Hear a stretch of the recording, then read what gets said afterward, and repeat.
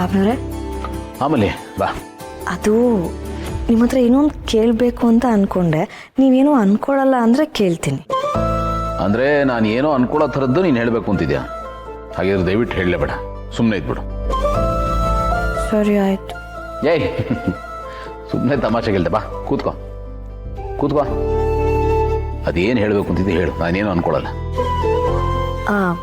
ಬಾಬ್ನವ್ರೆ, ಅದು ನಮ್ಮಪ್ಪ ನನಗೆ ಅಂತ ಹೇಳಿ ಆಸ್ತಿ ಬಿಟ್ಟು ಹೋಗಿದ್ದಾರೆ ಅಲ್ವಾ, ಅದು 10 ಜನ್ಮ ಕುತ್ಕೊಂಡು ತಿಂದ್ರೂ ಕರಗಲ್ಲ ಅಷ್ಟಿದೆ. ಆದರೆ ಇದ್ರ ಮೇಲೆ ನನಗೆ ಆಸಕ್ತಿನೂ ಇಲ್ಲ, ಈ ವ್ಯವಹಾರದ ಗಂಧ ಗಾಳಿನೂ ಗೊತ್ತಿಲ್ಲ. ನನಗೆ ಓದಬೇಕು, ಸ್ವಂತ ಕಾಲ ಮೇಲೆ ನಿಂತ್ಕೋಬೇಕು, ಇಂಡಿಪೆಂಡೆಂಟ್ ಆಗಿರಬೇಕು, ಇಂಡಿಪೆಂಡೆಂಟ್ ನೇಷನ್ ಥರ ಆಗಬೇಕು ಅನ್ನೋದು ಆಸೆ.